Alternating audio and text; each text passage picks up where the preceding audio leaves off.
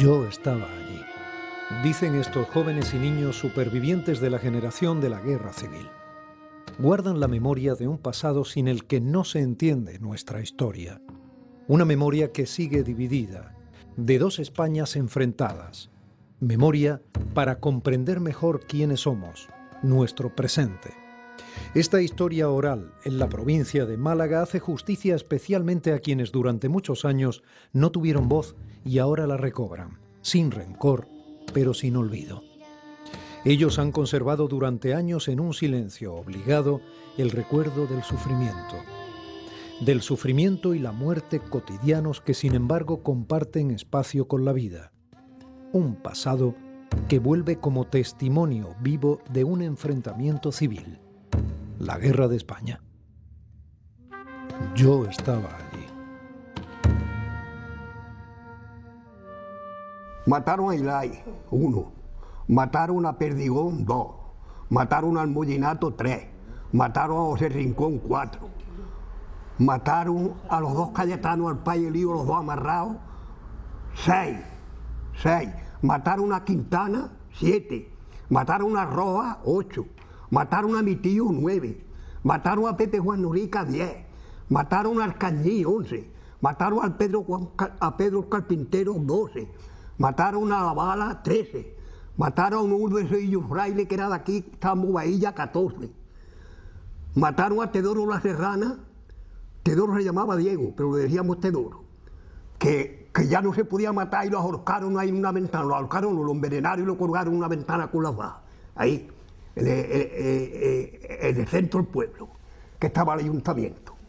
Y ahí estaba la cárcel. Lo envenenaron y lo mataron. Encima. Y mataron más. Mataron a uno que estaba medio gingalo, también corriendo. Lo menos 18, 20. Sus recuerdos de la República son inseparables de los de la Guerra Civil. Recuerdan la llegada del nuevo régimen y el entusiasmo popular, pero apenas queda rastro de sus esperanzas y promesas de cambio, porque la bienintencionada República de Abril llegaba a Málaga y a España en el peor de los momentos del siglo XX y con una tarea titánica por delante: salvar el foso inmenso de un país desigual, atrasado y pobre.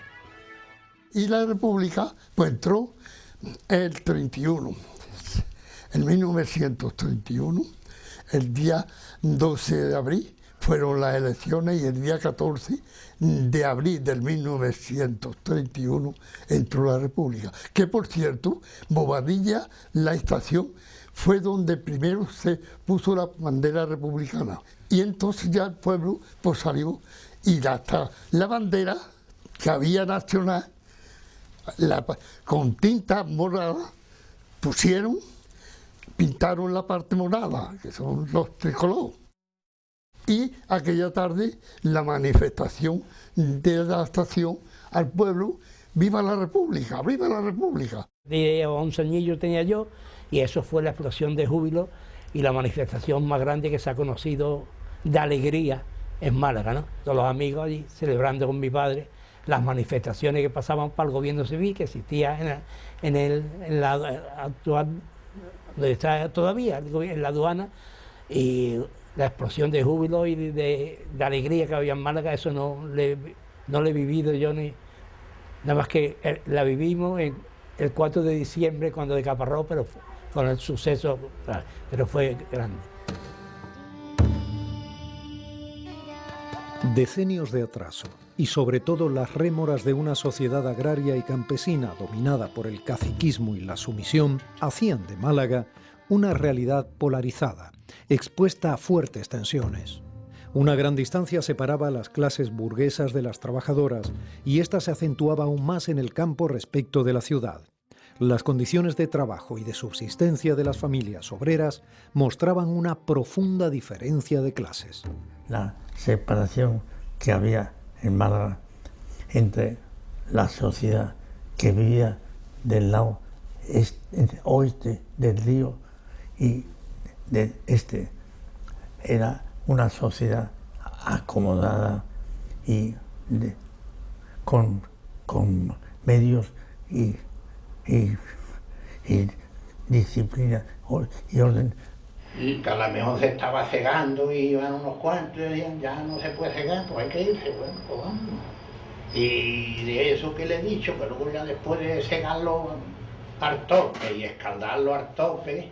Llegamos a la Vega de Málaga, pues de cortijo en cortijo. En principio, cuando esta aventura era mi padre, sus hermanos, sus primos hermanos y algún amigo íntimo. O sea que ya no era la cuadrilla que iba allá para segar, que eran a lo mejor 20 o 30 hombres.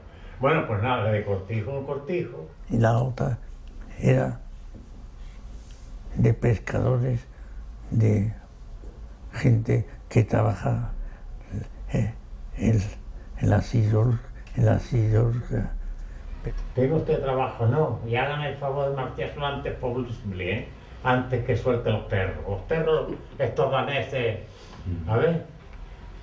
Pues nada, a correr, a correr. Otro tipo de vida, y nos reuníamos allí, se hacían todas las cosas en el jardín, los juegos y las cosas. Teníamos una pista de tenis, una pista de patines. Mi padre un día se me juntaron allí 112 a escalar en un trozo de trigo que yo no era muy grande, pues 112 se juntaron allí. Pues mire usted, no tenemos ahora ya en la época esta, pero entonces no puede usted darnos. Y ahí está la humillación. El día de Nochebuena nos reuníamos en casa de mi abuela en Villa Clara, todos los primos, que éramos 28 primos hermanos, y uno de los primos mayores tocaba el esto y entrábamos todos en fila al arbolito. Deme usted un pedacito de pan. Y nos daban un pedacito de pan. La mujer de los obreros en la cabeza se le va. De tanto gustar las cuentas distribuyendo hornadas. El hornada de 3 pesetas que al día suele ganar.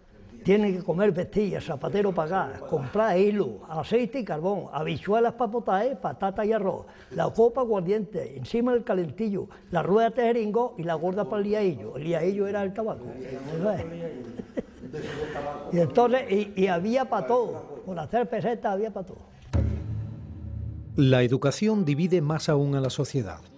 Niños sin escolarizar, niñas destinadas al cuidado de las casas o al servicio doméstico.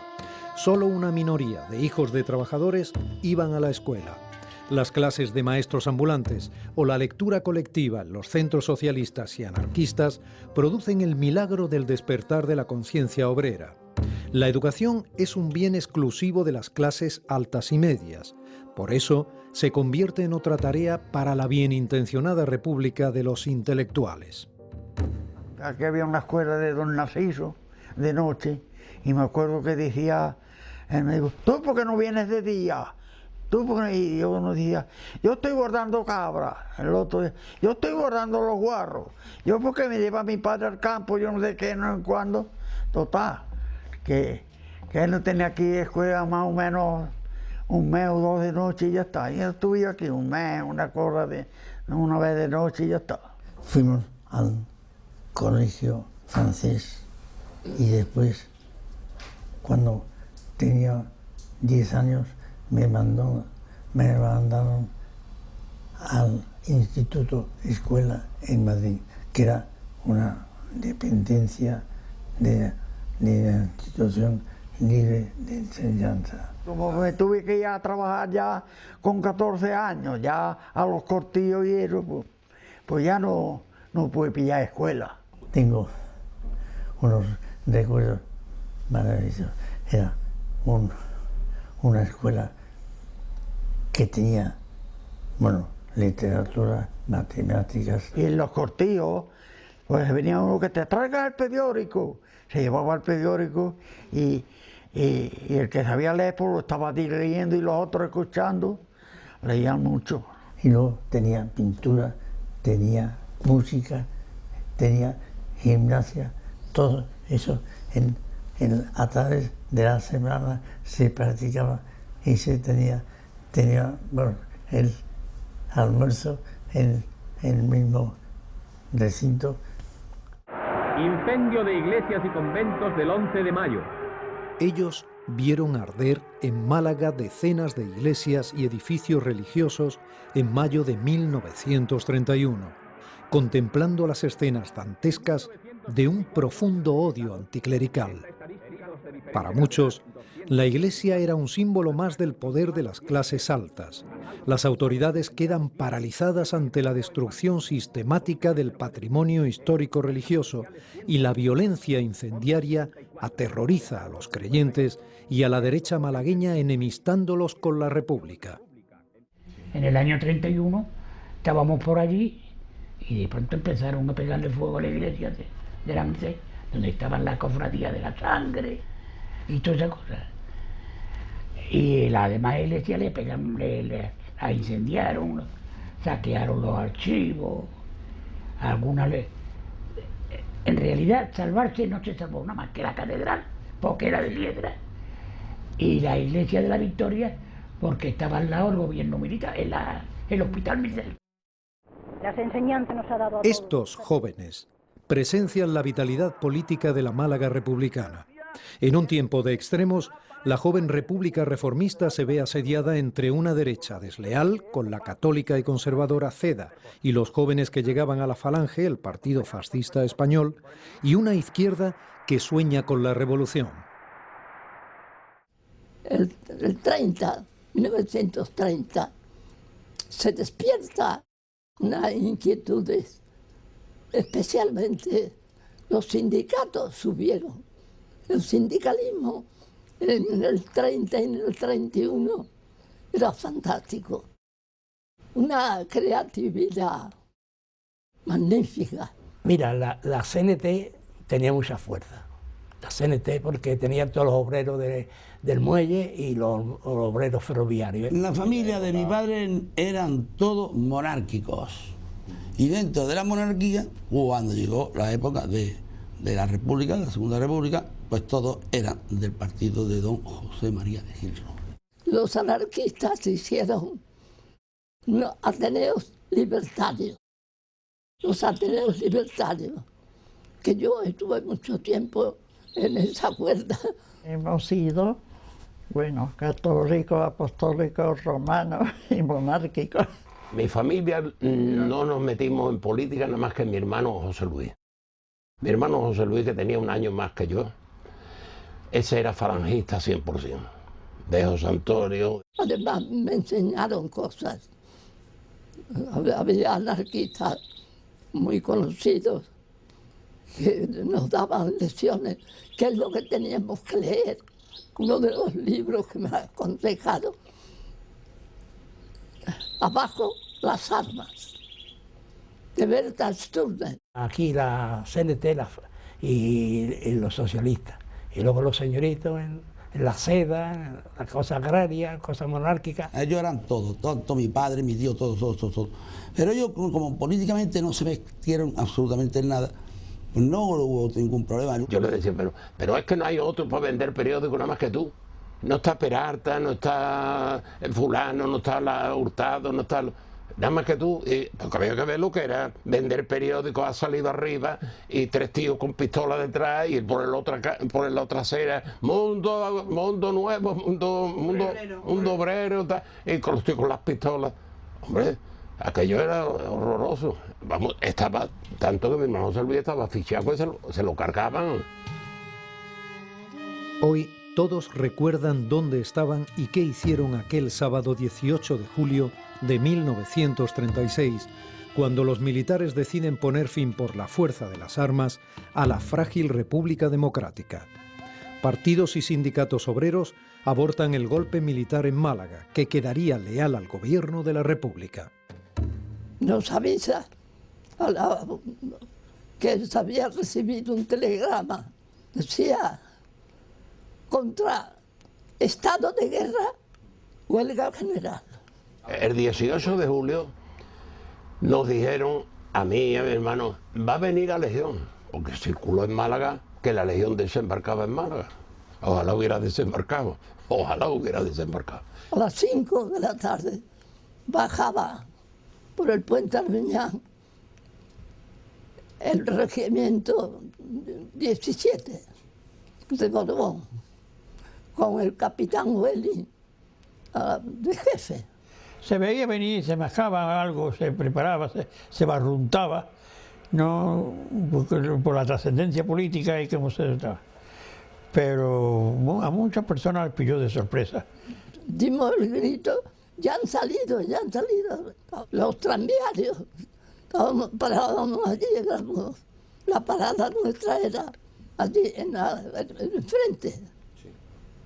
Y terminaron de poner el bando y pegar el bando.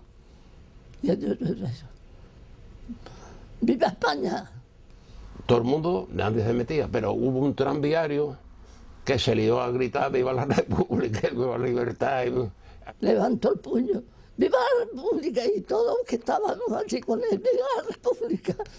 Y el teniente Saavedra, que me iba con Wally, tiró un tiro.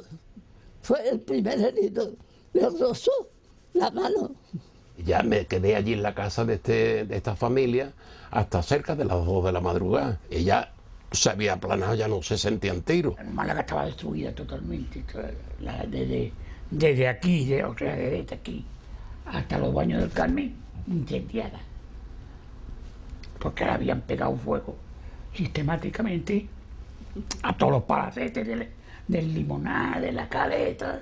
El Frente Popular había ganado en febrero del 36 y en vez de mostrarse como ganadores, se mostraban como terroristas, porque allí quemando y cosas y todo lo que olía a fascista o a derecha o a izquierda o a cosas de estas.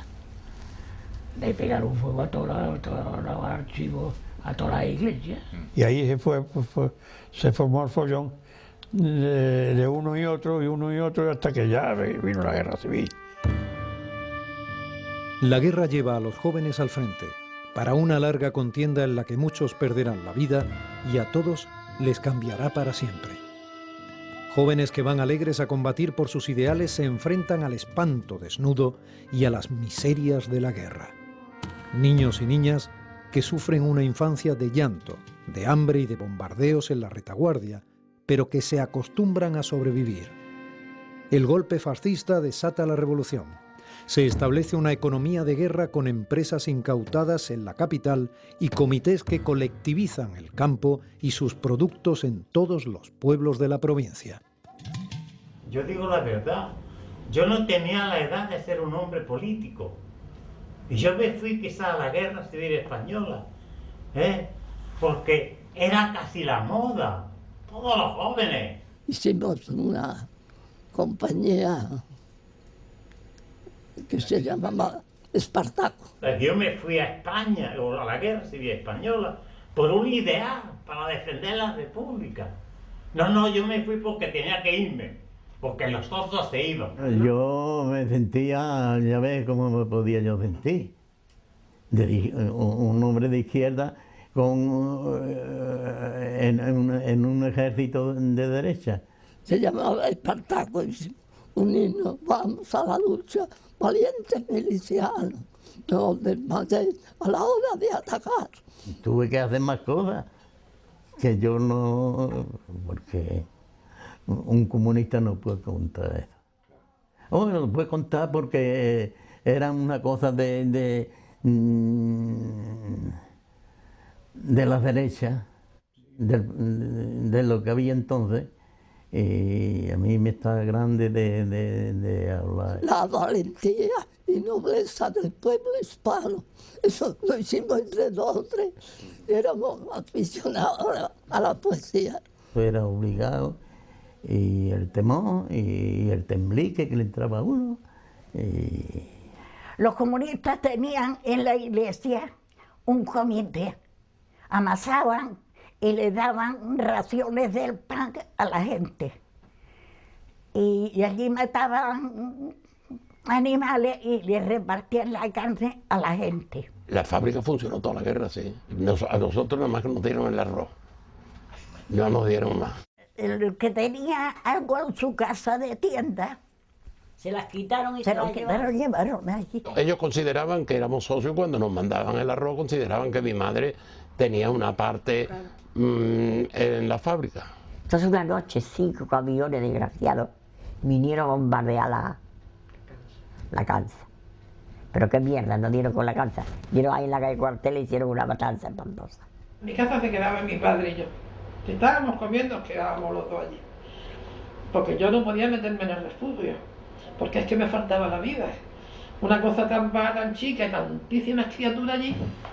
Esa familia, mira, 2 hijos o 3 hijos, el novio de la hija. La chica se volvió loca cuando vio tanta sangre.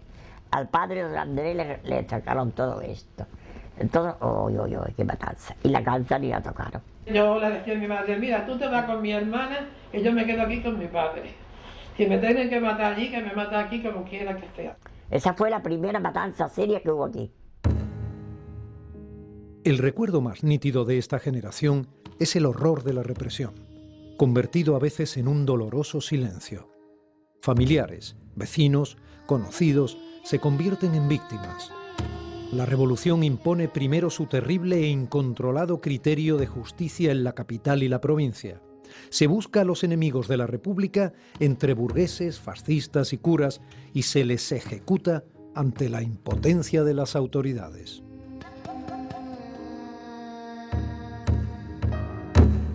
En Málaga había unos tipos pintorescos, uno era el Raya, otro el Metralla, otro el Pancho Villa, pero parece que el jefe de la represión, yo nunca lo vi, ¿no? Pero se llamaba Francisco Millán, no se me olvida el nombre. Yo, claro, me parecía muy mal eso que entraban en las casas eso me parecía muy mal. Y la gente que mataban, que eso se sabía. Lo mataron en la cárcel. Se entregó él, fíjate, creyendo que iba a estar seguro y como hacían de noche, de cuando en cuando, esto venía Eugenio Gros a bombardear Málaga, pues iban a la cárcel y sacaban, y decían, lo sacaban para matar, y mi tío lo mataron, tío Adolfo Gros Priés. Es que no había autoridad republicana. Allí los que mandaban eran los comités y las masas desbordadas. No había autoridad republicana. Ni el gobernador civil, ni el alcalde, y todos esos que eran gente decente y moderada de la República, tuvieron intervención. Fueron los comités y las masas los que cometieron los asesinatos. Poníamos la mesa de camilla y la radio debajo. Y uno se metía debajo para escuchar lo que decía y no lo decía. Si sentíamos paso o que alguien venía o que alguien iba a llamar a la puerta, pues claro, aquí quitábamos eso y nos poníamos allí muy tranquilos. Y nos daba ánimo, la verdad, porque nosotros allí lo pasábamos fatal. Porque allí se nos metieron muchos comunistas. Que llamaron también un casino privado que tenían los señoritos. No el edificio, también lo quemaron en medio del paseo que se levantó. Los muebles. Sí, los muebles. Y eso ya dijeron que se encontraron una lista que estaba en franja española, eso sonaba a ti como extraño, ¿no? Que fueron los primeros 8 que mataron, que vinieron los de Málaga y de Málaga o de donde fueron, y como está dicho, llevaron 8 que había detenido, 8 de los ricos. Esos coches los vi yo allí en el paseo remoneando.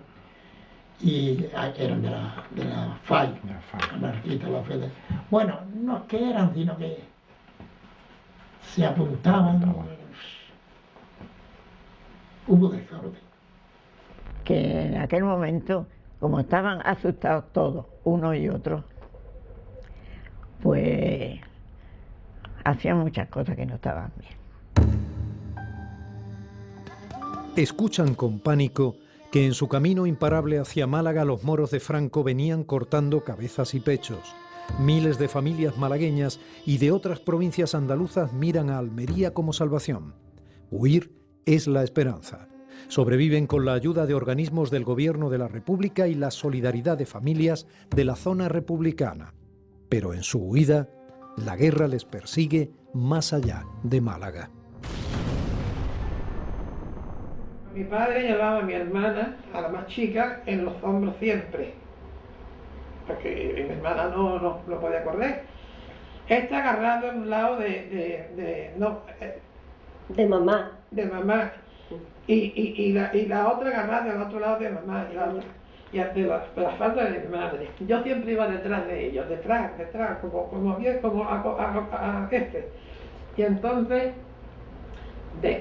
eran los bombardeos tan grandísimos, la aviación y los barcos, que teníamos que refugiarnos de día y de noche andar. Y ya por la carretera andando, pues mi hermano, el más chico, tenía 4 años, metido en 5, y la mayor tendría 8 y poco más, porque nos llevábamos a eso, 2 años. La mayor se perdió, y el más chico se perdió también. Y el que llevaba a mi madre no se acuerda ya, vaya, ella ya ve con la cabeza, con 95 años, no se acuerda ni dónde lo enterró.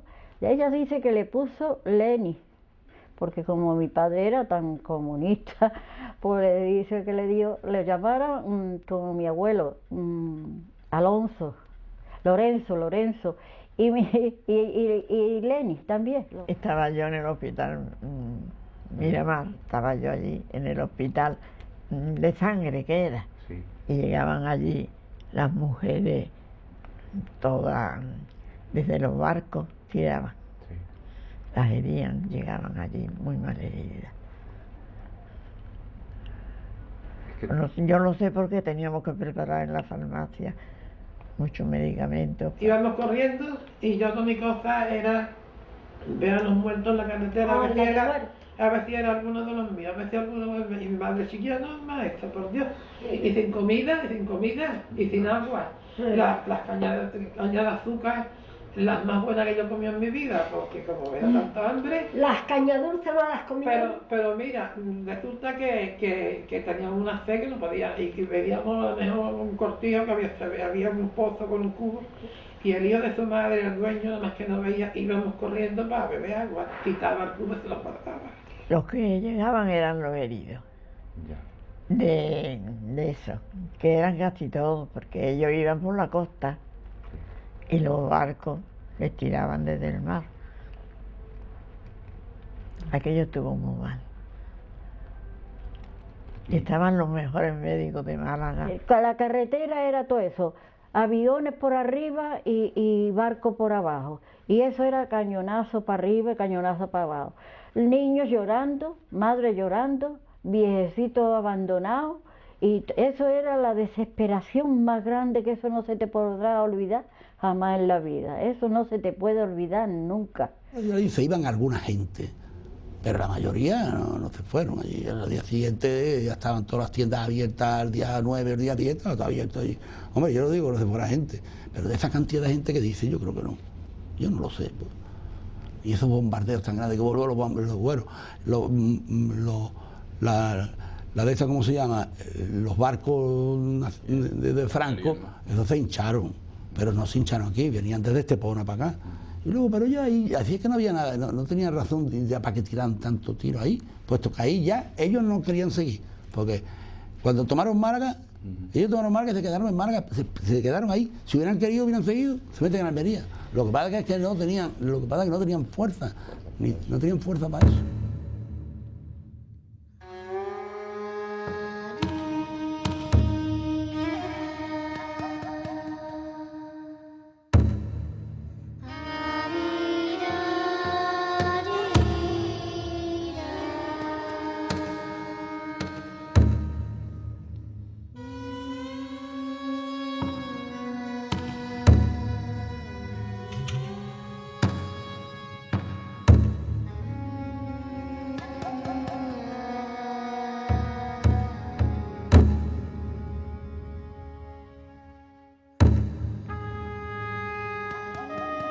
La toma de los pueblos y de la ciudad por los militares y los fascistas de Queipo y de Franco desata una represión sistemática y fría. Sus víctimas son los trabajadores, los políticos y los funcionarios republicanos. Los verdugos voluntarios ejercitan una venganza que ha quedado impresa en la memoria colectiva. Miedo, muerte, cárceles, humillaciones Vejaciones, dolor y silencio marcan para siempre a las familias republicanas. Se busca a las mujeres cuando no se encuentra a los hombres. Se las pela, se las castiga y se las envilece en público cuando no se las encarcela o se las ejecuta. A mí me pelaron. Mi madre no le hicieron nada. Cuando entraron las tropas, me pelaron a causa de la bandera. Como bordé la bandera, por eso me pelaron, de aquel momento. Que yo no sé cómo no me mataron, porque pena.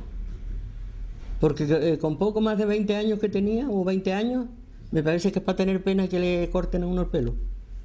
2 pusieron en la plaza y una la mataron. Después de burlarse de ella todo lo que quisieron, pues claro que eso allí había de todo, de los de aquí y de los que otros pueblos. Y los que volvían de Color Rojo los pelaban al cero. Y el domingo a misa. Obligatoria. Y claro, todos se iban poniendo juntos, ¿no? El cacique de aquí del pueblo entró a la iglesia y le dijeron, oye, están todos los rodillos ahí. Y entró y dijo, carajo, no hay que preguntar quién son, por las cabecillas se conocen. Llegó un tiempo cuando la guerra, nosotros mudecían los rojos y a la gente de dinero le decían los fascistas.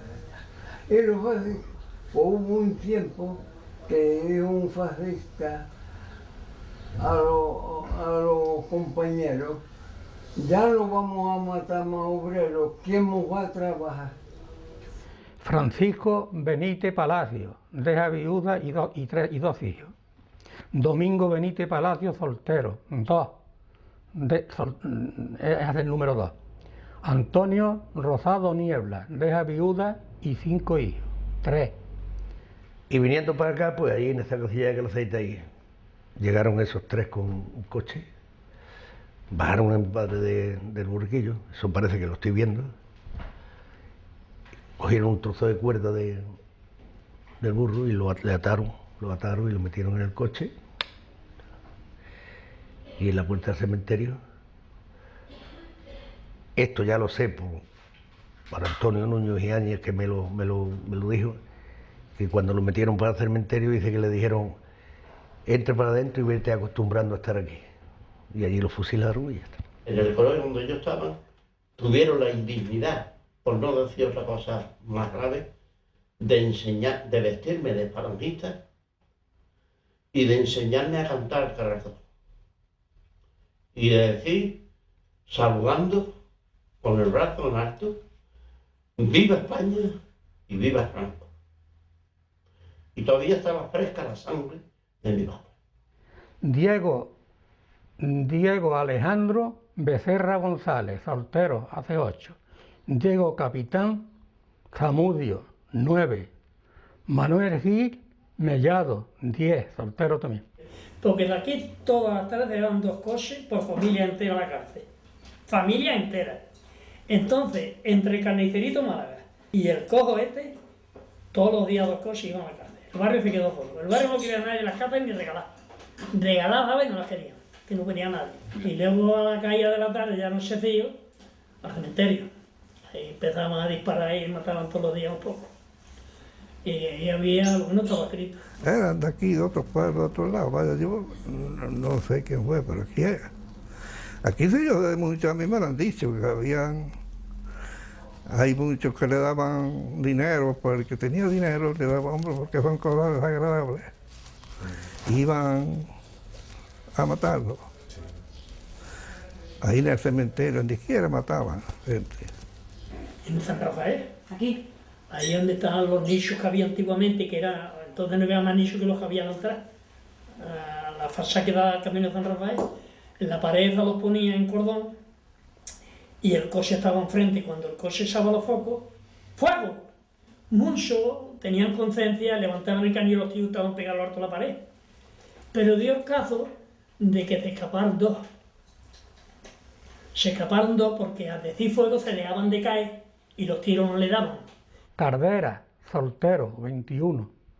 Juan Blanco Bermúdez, deja viuda y 5 hijos, 22. Salvador Lozano Ortega, deja viuda y 4 hijos. Que nos meten en la escuela y al otro día el Consejo de Guerra, urgente, sumarísimo de urgencia, en la Casa del Pueblo de Mollina. La Casa del Pueblo ya tenía el escudo de Falange, ya estaba todo, y allí nos meten. Y el Consejo de Guerra fue por la tarde. Y cuando nos llevaron allí, pues 56 amarrados desde la escuela, amarrados uno con otro. Y un guardia civil tirando del cordel y los demás al lado. Y al pasar por una esquina, eso no se olvida nunca, al pasar por una esquina, uno del pueblo de allí, que yo ya me dieron los de Mollina, dice, pues fue fulano, porque ellos lo escucharon. Dice, eso nos lleva al paredón. Nos llega. Y el paredón, casi fue para el paredón, porque nos jugaron pena de muerte a todos. Y yo y mi padre fuimos conmutados de la pena de muerte a cadena perpetua, sin derecho a revisión. Y tuve 6 años, y mi padre 6 años. Yo entraba, le llevaba la comida, me iba, podían recibir visitas, hasta que le celebraron Consejo de Guerra. Lo acusaron de rebelión militar. Hay que tener cojones, los sublevados rebeldes, con juzgar a la gente por rebelión militar. No tuvieron el valor de decirle, le juzgamos a ustedes porque estuvo en el otro campo, sino por rebelión militar. Bueno, lo juzgaron, condenaron a muerte a mi padre y unos cuantos. Y en el juicio, una de las cosas que le acusaron fue de que era masón. Además del drama de la primera víctima de todo, que es mi padre, hubo otra víctima que fue Miguel. Y hubo una tercera víctima que fue mi madre. Y por ampliación, por extensión, casi todos nosotros. Porque mi casa se convirtió en un victimario. La niña en Latero, que le decían 31, 32. Y 2 que fueron en Málaga, que se llamaba Manuel Montero Villarejo y Antonio Martín Perú. 34 que fusilaron. En Cuellar fue el Máximo Cuervo Radicales, que es el director de prisiones, y se puso en la galería de columnas que tiene el castillo a dar, con todo allí formado, un discurso que ya no había tanto, que se España, que se España, que se... Y cuando dio ya el ritual que había, España una, grande, la España grande, y cuando digo, libre, libre, la gente, pues el tío me tomó aquello como exacto, que queríamos, y se fue para Madrid y mandó una brigada disciplinaria, todos puestos en el patio, y salimos, y nos tenían en el pleno invierno, con las taranitas cayendo, allí, a dar vueltas, en forma de noria, y ellos metidos en la oficina con su puro y su calefacción. El 20 de marzo, unos compañeros de él, creo que era el teniente Ramos, que ahí se lo dejaron en libertad, me mandó un recado y decían, a tu padre lo han sacado de allí del convento. Entonces yo fui corriendo para allá y había un capellán castrense, y me dijo, ¿usted sabe que su padre lo habían condenado a muerte? Digo, sí. Pues se ha ejecutado la sentencia. Dice, yo le asistí espiritualmente en sus últimos momentos. Y dice que antes que lo fusilaran, dijo, no creo en la justicia de los hombres, solo creo en la justicia de Dios. Y díganle a mi hijo que no muero por rojo, sino porque no hay más remedio. Entonces, pues nada, lo recogimos, los hermanos de mi madre y yo, lo enterramos en San Rafael. Es una herida que nunca ha cicatrizado, ¿verdad? Y ahora todo esto me lo está removiendo. Y por eso yo hablo, y es lo que puedo. Yo no hablo ni más ni menos. Franco me contó de la pena de muerte, pero jamás se lo agradecéis. Y Franco fue un asesino, y lo di aquí y lo he dicho, y lo he dicho siempre, y he sido resistente, porque 1 millón de muertos, hombre, así, por la buena, sin derecho a libertad, sin derecho a nada, hacinado. Ellos lo vivieron. Todos pueden decir, yo estaba allí. Yo he visto ya muchas cosas, muchas, y matar a personas, y matar a hombres, y no. Y hacer muchas perrerías, muchas. Y yo qué sé, no. Pero en fin, eso es lo que me queda, de poder hoy hablar, si es que también se puede hablar hoy. La última generación viva de la guerra civil conserva huellas de un tiempo de barbarie y sufrimientos. Voces de un pasado recuperado por la historia, para que algo así no vuelva nunca a repetirse. Para una España definitivamente en democracia, en justicia y en paz.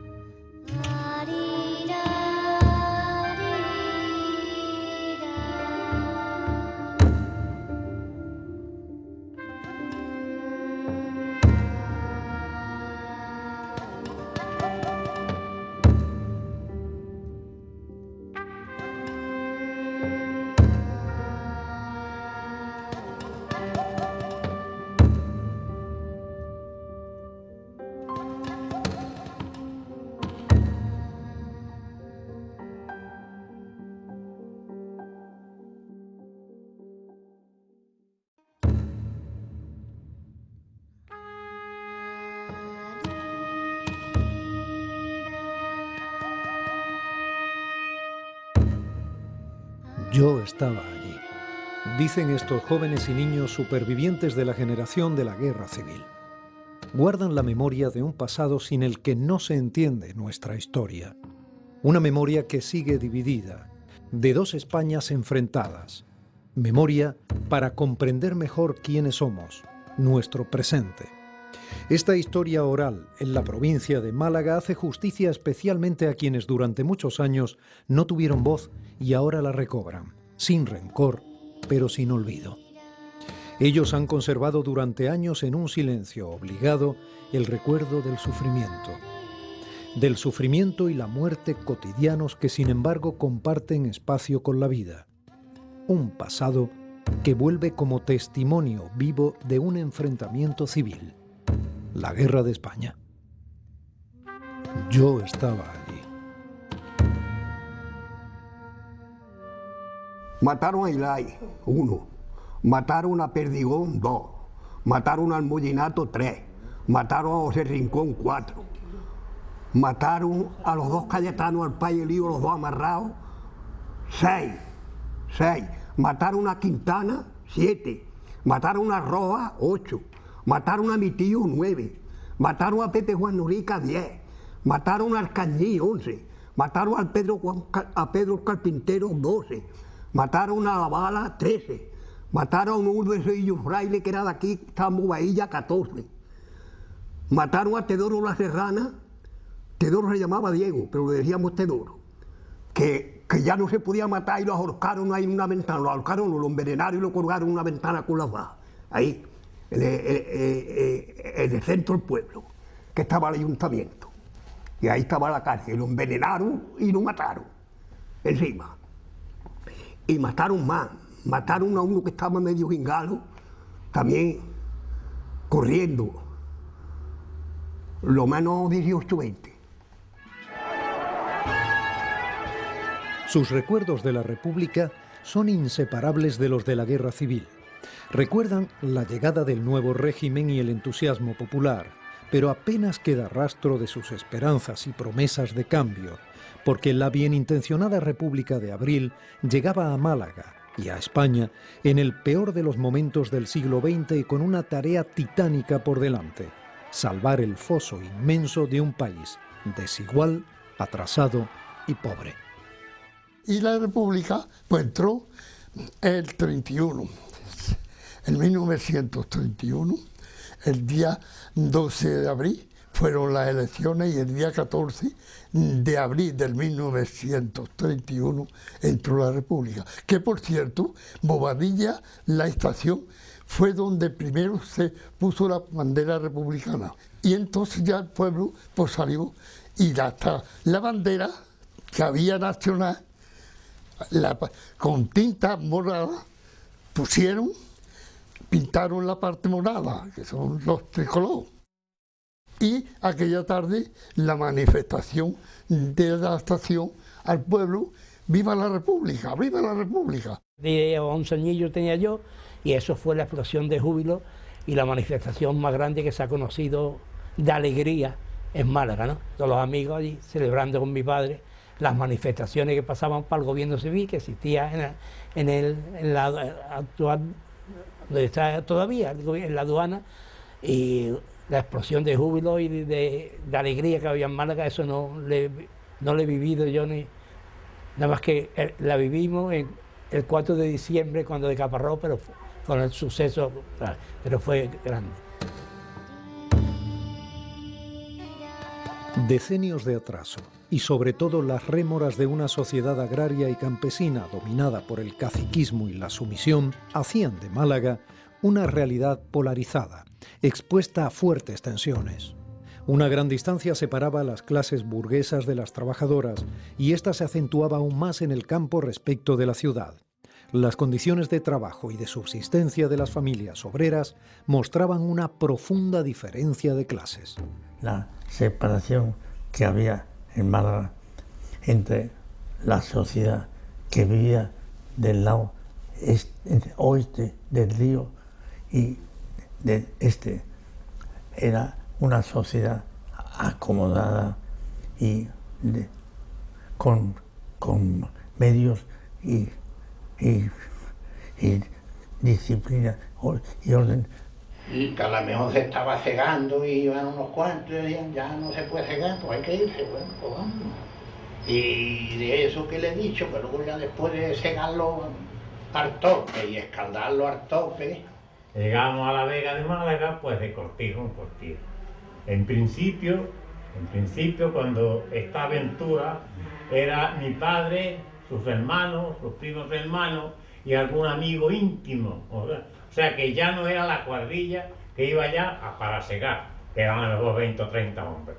Bueno, pues nada, de cortijo en cortijo. Y la otra era de pescadores, de gente que trabajaba en la siderúrgica. ¿Tiene usted trabajo? No. Y hágame el favor de marcharse lo antes posible, ¿eh? Antes que suelte los perros. Los perros, estos daneses, a ver. Pues nada, a correr, a correr. Otro tipo de vida, y nos reuníamos allí, se hacían todas las cosas en el jardín, los juegos y las cosas. Teníamos una pista de tenis, una pista de patines. Mi padre un día se me juntaron allí 112 a escalar en un trozo de trigo que yo no era muy grande, pues 112 se juntaron allí. Pues mire usted, no tenemos ahora ya en la época esta, pero entonces no puede usted darnos, y ahí está la humillación, El día de Nochebuena nos reuníamos en casa de mi abuela en Villa Clara, todos los primos, que éramos 28 primos hermanos, y uno de los primos mayores tocaba el esto y entrábamos todos en fila al arbolito. Deme usted un pedacito de pan, y nos daban un pedacito de pan. La mujer de los obreros en la cabeza se le va, de tanto gustar las cuentas distribuyendo jornadas. El jornal de 3 pesetas que al día suele ganar. tienen que comer vestillas, zapatero pagar, comprar hilo, aceite y carbón, habichuelas para potaje, patata y arroz, la copa aguardiente, encima del calentillo, la rueda de jeringo y la gorda para el liaillo. El liaillo era el tabaco. Y entonces, y había para todo, por hacer pesetas había para todo. La educación divide más aún a la sociedad. Niños sin escolarizar, niñas destinadas al cuidado de las casas o al servicio doméstico. Solo una minoría de hijos de trabajadores iban a la escuela. Las clases de maestros ambulantes o la lectura colectiva en los centros socialistas y anarquistas producen el milagro del despertar de la conciencia obrera. La educación es un bien exclusivo de las clases altas y medias.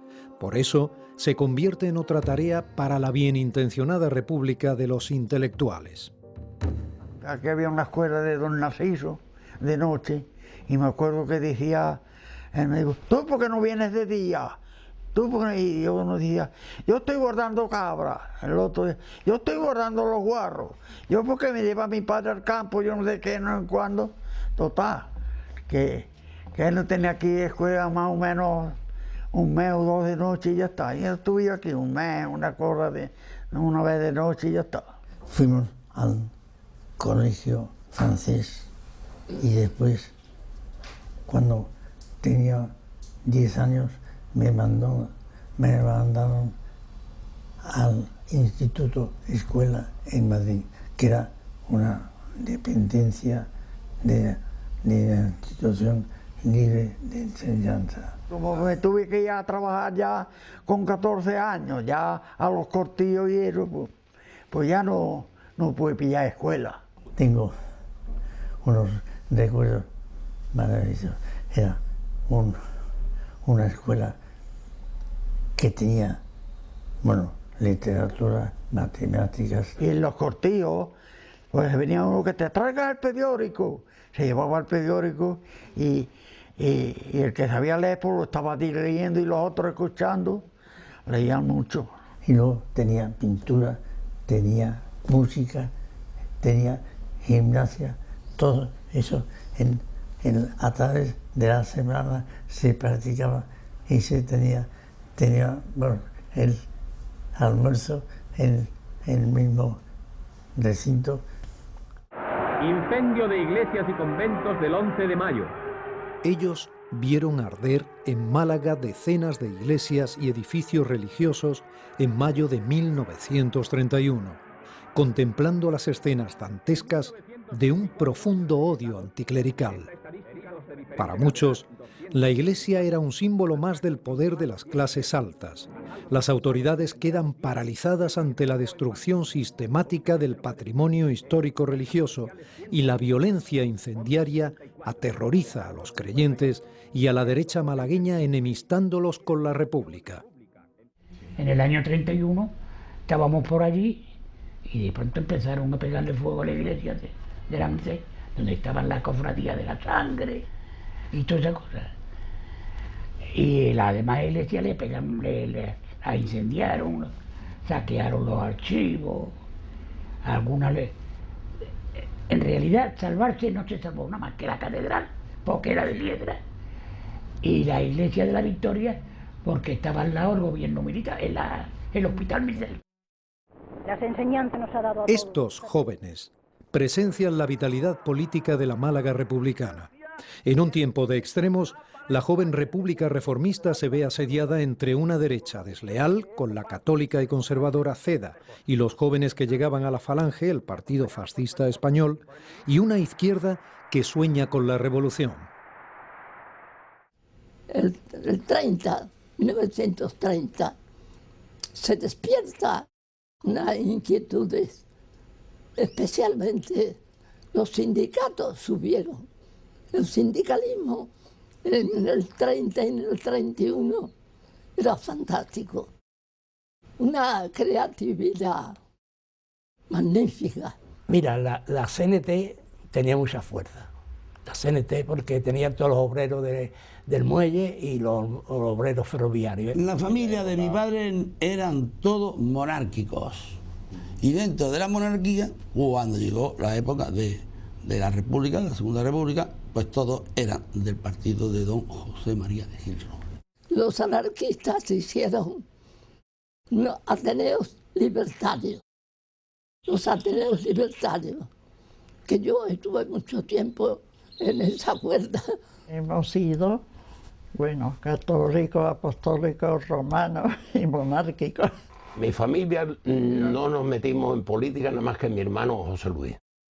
Mi hermano José Luis, que tenía un año más que yo, ese era falangista 100%, de José Antonio. Además me enseñaron cosas. Había anarquistas muy conocidos que nos daban lecciones, qué es lo que teníamos que leer. Uno de los libros que me ha aconsejado, Abajo las armas, de Berta Sturmer. Aquí la CNT y los socialistas, y luego los señoritos en la seda, en la cosa agraria, cosa monárquica. Ellos eran todos, tanto mi padre, mi tío, todos.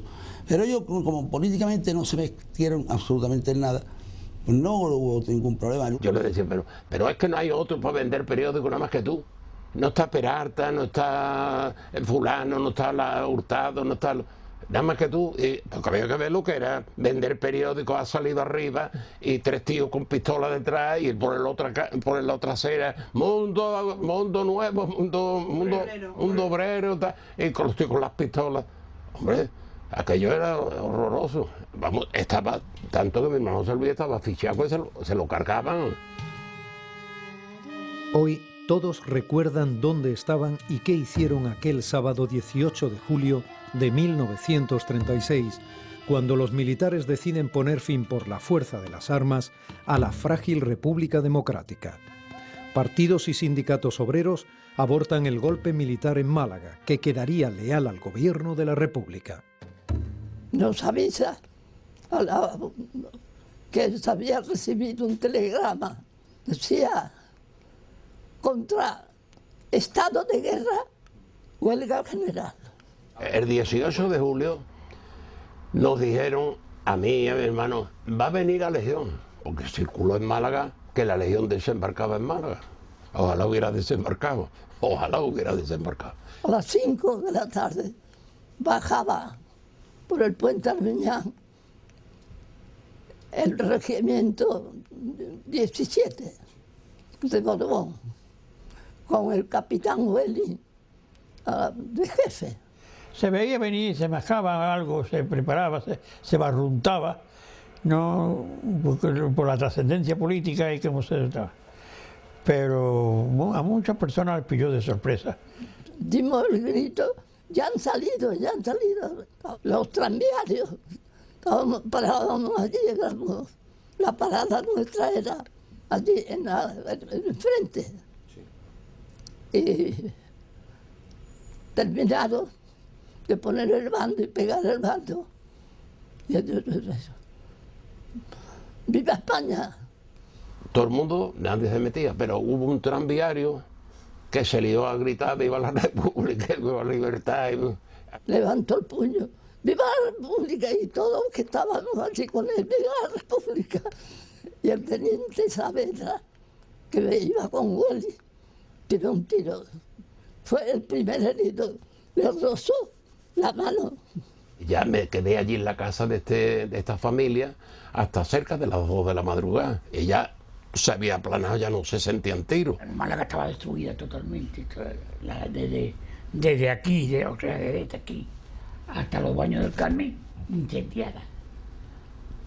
Porque le habían pegado fuego sistemáticamente a todos los palacetes del Limonar, de la Caleta.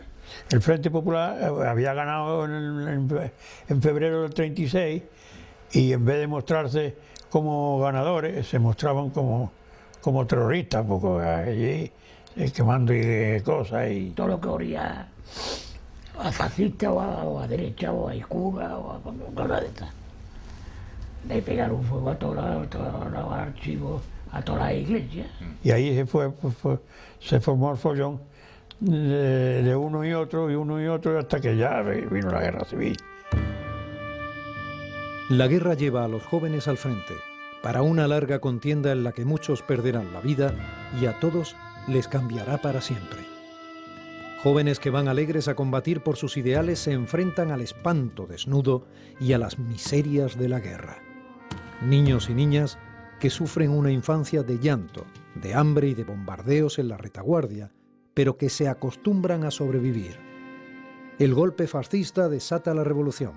Se establece una economía de guerra con empresas incautadas en la capital y comités que colectivizan el campo y sus productos en todos los pueblos de la provincia. Yo digo la verdad, yo no tenía la edad de ser un hombre político. Y yo me fui quizá a la guerra civil española, porque era casi la moda, todos los jóvenes. Hicimos una compañía que se llamaba Espartaco. Yo me fui a España, o a la guerra civil española, por un ideal, para defender la república. No, yo me fui porque tenía que irme, porque los otros se iban. Yo me sentía, ya ves cómo me podía yo sentir, un hombre de izquierda en un ejército de derecha. Se llamaba Espartaco, un himno, vamos a la lucha, valientes milicianos, no desmayéis a la hora de atacar. Tuve que hacer más cosas que yo no, porque un comunista no puede contar eso. Bueno, lo puede contar porque era una cosa de la derecha, de lo que había entonces, y a mí me está grande de hablar. La valentía y nobleza del pueblo hispano, eso lo hicimos entre dos o tres, éramos aficionados a la poesía. Era obligado, y el temor, y el temblique que le entraba a uno.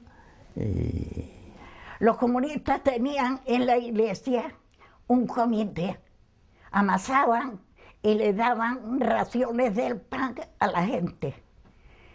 Y allí mataban animales y le repartían la carne a la gente. La fábrica funcionó toda la guerra, sí. A nosotros nada más que nos dieron el arroz. No nos dieron más. El que tenía algo en su casa de tienda, se las quitaron y se lo llevaron allí. Ellos consideraban que éramos socios cuando nos mandaban el arroz, consideraban que mi madre tenía una parte en la fábrica. Entonces una noche 5 camiones desgraciados vinieron a bombardear la cancha. Pero qué mierda, no dieron con la cancha. Dieron ahí en la calle Cuartel y hicieron una matanza espantosa. En mi casa se quedaban mi padre y yo. Si estábamos comiendo, nos quedábamos los dos allí. Porque yo no podía meterme en el refugio, porque es que me faltaba la vida. Una cosa tan vaga, tan chica y tantísimas criaturas allí. Esa familia, mira, 2 hijos o 3 hijos, el novio de la hija. La chica se volvió loca cuando vio tanta sangre. Al padre de Andrés le sacaron todo esto. Todo, qué matanza. Y la cancha ni la tocaron. Yo le decía a mi madre, mira, tú te vas con mi hermana y yo me quedo aquí con mi padre. Si me tienen que matar allí, que me maten aquí como quiera que sea. Esa fue la primera matanza seria que hubo aquí. El recuerdo más nítido de esta generación es el horror de la represión, convertido a veces en un doloroso silencio. Familiares, vecinos, conocidos, se convierten en víctimas. La revolución impone primero su terrible e incontrolado criterio de justicia en la capital y la provincia. Se busca a los enemigos de la República entre burgueses, fascistas y curas y se les ejecuta ante la impotencia de las autoridades.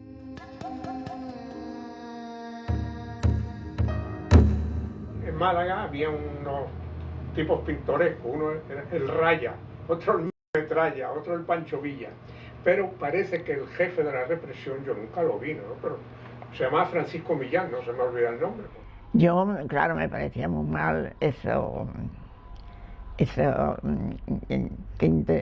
entraban en las casas y eso me parecía muy mal. Y la gente que mataban, que eso se sabía. Lo mataron en la cárcel.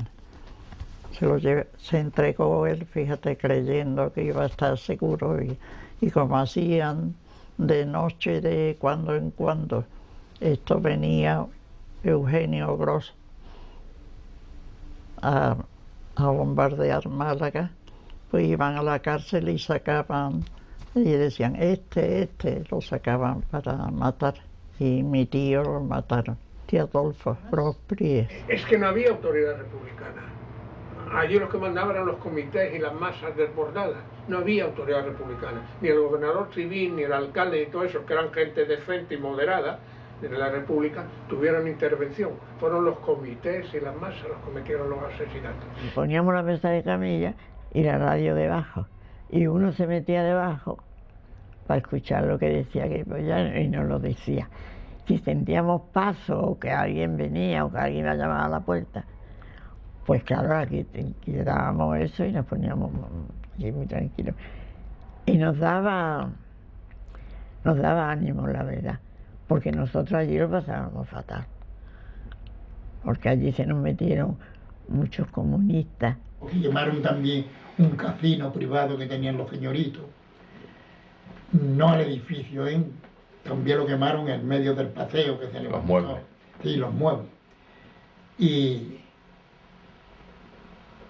eso ya dijeron que se encontraron una lista que estaba en franja española, eso sonaba así como extraño, ¿no? Que fueron los primeros 8 que mataron, que vinieron los de Málaga y de Málaga o de donde fueron, y con unos taxis se llevaron 8 que había detenido, 8 de los ricos. Esos coches los vi yo allí en el paseo remoneando. Y eran de la FAI, anarquistas, la FED. Bueno, no es que eran, sino que se apuntaban. Hubo desorden. Que en aquel momento, como estaban asustados todos, uno y otro, pues hacían muchas cosas que no estaban bien. Escuchan con pánico que en su camino imparable hacia Málaga los moros de Franco venían cortando cabezas y pechos. Miles de familias malagueñas y de otras provincias andaluzas miran a Almería como salvación.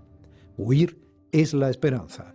Sobreviven con la ayuda de organismos del Gobierno de la República y la solidaridad de familias de la zona republicana. Pero en su huida, la guerra les persigue más allá de Málaga. Mi padre llevaba a mi hermana, a la más chica, en los hombros siempre, porque mi hermana no podía correr. Esta agarrada en un lado de mamá. De mamá. Y la otra agarrada al otro lado de mamá. Y de la falda de mi madre. Yo siempre iba detrás de ellos, detrás, como a este. Y entonces eran los bombardeos tan grandísimos, la aviación y los barcos, que teníamos que refugiarnos de día y de noche andar. Y ya por la carretera andando, pues mi hermano, el más chico, tenía 4 años, metido en 5, y la mayor tendría 8 y poco más, porque nos llevábamos a eso, 2 años. La mayor se perdió, y el más chico se perdió también. Y el que llevaba a mi madre no se acuerda ya, vaya, ella ya ve con la cabeza, con 95 años, no se acuerda ni dónde lo enterró. Ella dice que le puso Leni, porque como mi padre era tan comunista, pues le dice que le llamara como mi abuelo, Alonso, Lorenzo, y Leni también. Estaba yo en el hospital Miramar, estaba yo allí en el hospital de sangre que era, sí. Y llegaban allí las mujeres todas desde los barcos, tiraban, sí. Las herían, llegaban allí muy mal heridas. Yo lo sé porque teníamos que preparar en la farmacia muchos medicamentos. Íbamos corriendo y yo con mi cosa era ver a los muertos en la carretera, a ver si era alguno de los míos, a ver si alguno de los míos. Y mi madre chiquilla, no, maestra, por Dios. Y sin comida, y sin agua. Las cañas de azúcar las más buenas que yo comí en mi vida, porque como me da tanta hambre... Las cañas dulces no las comía. Pero mira, resulta que teníamos una sed que no podía, y que bebíamos a lo mejor un cortijo que había un pozo con un cubo, y el hijo de su madre, el dueño, nada más que no veía, íbamos corriendo para beber agua, quitaba el cubo y se lo pasaba. Los que llegaban eran los heridos. De eso, que eran casi todos, porque ellos iban por la costa y los barcos les tiraban desde el mar. Aquello estuvo muy mal. Y estaban los mejores médicos de Málaga. La carretera era todo eso, aviones por arriba y barcos por abajo. Y eso era cañonazo para arriba y cañonazo para abajo. Niños llorando, madres llorando, viejecitos abandonados. Y eso era la desesperación más grande, que eso no se te podrá olvidar jamás en la vida. Eso no se te puede olvidar nunca. Allí se iban alguna gente, pero la mayoría no se fueron. Allí al día siguiente ya estaban todas las tiendas abiertas, el día 9, el día 10, estaba abierto allí. Hombre, yo lo digo, no se fuera gente, pero de esa cantidad de gente que dice, yo creo que no. Yo no lo sé. Pues. Y esos bombardeos tan grandes que volvió la de esta, ¿cómo se llama? Los barcos de Franco, esos se hincharon, pero no se hincharon aquí, venían desde Estepona para acá. Y luego, pero ya ahí, así es que no había nada, no tenían razón ya para que tiraran tanto tiro ahí, puesto que ahí ya ellos no querían seguir, porque cuando tomaron Málaga, ellos tomaron Málaga y se quedaron en Málaga, se quedaron ahí. Si hubieran querido, hubieran seguido, se meten en Almería. Lo que pasa es que no tenían, fuerza, no tenían fuerza para eso.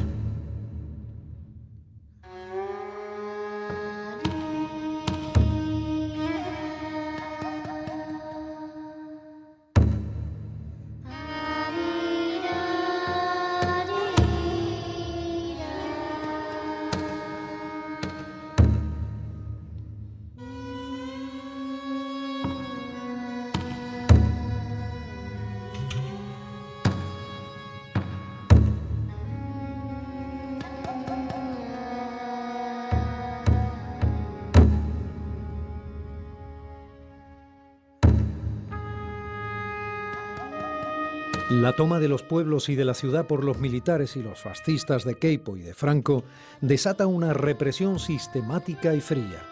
Sus víctimas son los trabajadores, los políticos y los funcionarios republicanos. Los verdugos voluntarios ejercitan una venganza que ha quedado impresa en la memoria colectiva.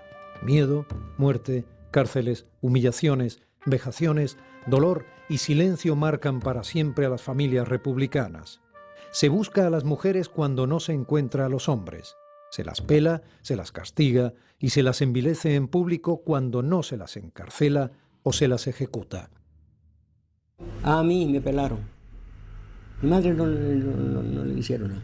Cuando entraron las tropas, me pelaron a causa de la bandera. Como bordé la bandera, por eso me pelaron, de aquel momento. Que yo no sé cómo no me mataron, porque pena. Porque con poco más de 20 años que tenía, o 20 años, me parece que es para tener pena que le corten a uno el pelo. Dos pusieron en la plaza y una la mataron. Después de burlarse de ella todo lo que quisieron, pues claro que eso allí había de todo, de los de aquí y de los que otros pueblos. Y los que volvían de color rojo los pelaban al cero. Y el domingo a misa. Y claro, todos se iban poniendo juntos, ¿no? El cacique era aquí del pueblo, entró a la iglesia y le dijeron, oye, están todos los rodillos ahí. Y entró y dijo, carajo, no hay que preguntar quién va a pelar, pues las cabecillas se conocen. Llegó un tiempo cuando la guerra, nosotros decían los rojos. Y a la gente de dinero le decían los fascistas. Y los fascistas, hubo un tiempo que dijo un fascista a los compañeros, ya no vamos a matar más obreros, ¿quién nos va a trabajar? Francisco Benítez Palacio, deja viuda y dos hijos. Domingo Benítez Palacio, soltero, 2. Es el número 2. Antonio Rosado Niebla, deja viuda y 5 hijos. 3. Y viniendo para acá, pues ahí en esta cosilla que lo aceite ahí, llegaron esos 3 con un coche, bajaron a mi padre del burriquillo, eso parece que lo estoy viendo, cogieron un trozo de cuerda del burro y lo ataron y lo metieron en el coche, y en la puerta del cementerio,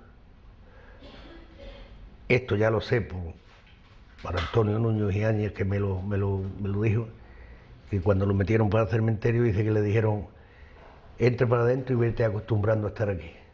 Y allí lo fusilaron y ya está. En el colegio donde yo estaba, tuvieron la indignidad, por no decir otra cosa más grave, de vestirme de falangista y de enseñarme a cantar el caracol. Y de decir, saludando con el brazo en alto, viva España y viva Franco. Y todavía estaba fresca la sangre de mi padre. Diego Alejandro Becerra González, soltero, hace 8.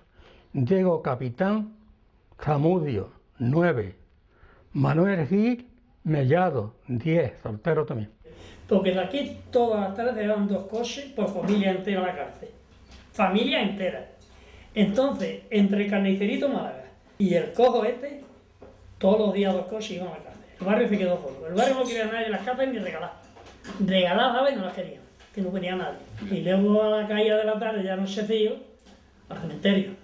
Ahí empezaban a disparar y mataban todos los días un poco. Y ahí había algunos estaba escrito. Eran de aquí, de otros pueblos, de otros lados. Vaya, yo no sé quién fue, pero aquí era. Aquí sí, yo de muchos, a mí me lo han dicho, que hay muchos que le daban dinero, por el que tenía dinero le daban, hombre, porque son cosas desagradables. Iban a matarlo. Ahí en el cementerio, donde quiera mataban gente. En San Rafael, aquí. Ahí donde estaban los nichos que había antiguamente, que era, entonces no había más nichos que los que había atrás. La fachada que da al camino de San Rafael. En la pared los ponía en cordón y el coche estaba enfrente. Cuando el coche echaba los focos, ¡fuego! Muchos tenían conciencia, levantaban el cañón y los tíos estaban pegados al alto de la pared. Pero dio el caso de que se escaparon 2. Se escaparon 2 porque al decir fuego se dejaban de caer y los tiros no le daban. Cardera, soltero, 21. Juan Blanco Bermúdez, deja viuda y 5 hijos, 22. Salvador Lozano Ortega, deja viuda y 4 hijos. Que nos meten en la escuela y al otro día el Consejo de Guerra, urgente, sumarísimo de urgencia, en la Casa del Pueblo de Mollina. La Casa del Pueblo ya tenía el escudo de Falange, ya estaba todo, y allí nos meten. Y el Consejo de Guerra fue por la tarde.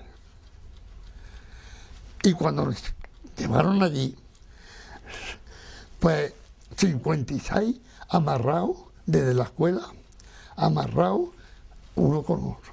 Y un guardia civil tirando del cordel y los demás al lado.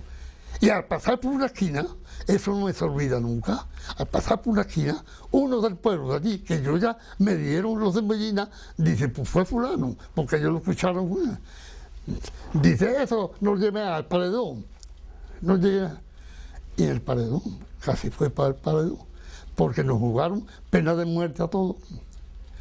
Y yo y mi padre fuimos conmutados de la pena de muerte a cadena perpetua, sin derecho a revisión. Y tuve 6 años, y mi padre 6 años. Yo entraba, le llevaba la comida, me iba, podíamos recibir visitas, hasta que le celebraron Consejo de Guerra. Lo acusaron de rebelión militar. Hay que tener cojones, los sublevados rebeldes, con juzgar a la gente por rebelión militar. No tuvieron el valor de decirle, le juzgamos a ustedes porque estuvo en el otro campo, o sea, por rebelión militar. Bueno, lo juzgaron, condenaron a muerte a mi padre y unos cuantos. Y en el juicio, una de las cosas que le acusaron fue de que era masón. Además del drama de la primera víctima de todo, que es mi padre, hubo otra víctima, que fue Miguel. Y hubo una tercera víctima, que fue mi madre. Y por ampliación, por extensión, casi todos nosotros. Porque mi casa se convirtió en un victimario. La niña en Latero, que le decían 31, 32. Y dos caballeros en Málaga, que se llamaba Manuel Montero Villarejo y Antonio Martín Perú. 34 caballeros. En Cuellar fue el Máximo Cuervo Radicales, que es el director de prisiones, y se puso en la galería de columnas que tiene el castillo a dar, con todo allí formado, un discurso que ya no había tanto, que se España, que se España, que se... Y cuando dio ya el ritual que había, España una, grande, la España grande, y cuando digo, libre, libre, la gente, pues el tío me tomó aquello como exacto, que queríamos, y se fue para Madrid y mandó una brigada disciplinaria, todos puestos en el patio, y salimos, y nos tenían en el pleno invierno, con las taranitas cayendo, allí, a dar vueltas, en forma de noria, y ellos metidos en la oficina con su puro y su calefacción. El 20 de marzo, unos compañeros de él, creo que era el teniente Ramos, que ahí se lo dejaron en libertad, me mandó un recado y decían: a tu padre lo han sacado de allí del convento. Entonces yo fui corriendo para allá y había un capellán castrense, y me dijo: ¿usted sabe que su padre lo habían condenado a muerte? Digo, sí. Pues se ha ejecutado la sentencia. Y si yo le asistí espiritualmente en sus últimos momentos, dice que antes que lo fusilaron, dijo: no creo en la justicia de los hombres, solo creo en la justicia de Dios. Y díganle a mi hijo que no muero por rojo, sino porque no hay más remedio. Y entonces, pues nada, lo recogimos, los hermanos de mi madre y yo, lo enterramos en San Rafael. Es una herida que nunca ha cicatrizado, ¿verdad? Y ahora todo esto me lo está removiendo. Y por eso yo hablo, y es lo que puedo. Yo no hablo ni más ni menos. Franco me contó de la pena de muerte, pero jamás se lo agradecí. Y Franco fue un asesino, y lo di aquí y lo he dicho, y lo he dicho siempre, y he sido resistente, porque 1 millón de muertos, hombre, así, por la buena, sin derecho a libertad, sin derecho a nada, hacinado. Ellos lo vivieron. Todos pueden decir: yo estaba allí. Yo he visto ya muchas cosas, muchas, y matar a personas, y matar a hombres, y no. Y hacer muchas perrerías, muchas. Y yo qué sé, no. Pero en fin, eso es lo que me queda, de poder hoy hablar, si es que también se puede hablar hoy. La última generación viva de la guerra civil conserva huellas de un tiempo de barbarie y sufrimientos. Voces de un pasado recuperado por la historia, para que algo así no vuelva nunca a repetirse. Para una España definitivamente en democracia, en justicia y en paz.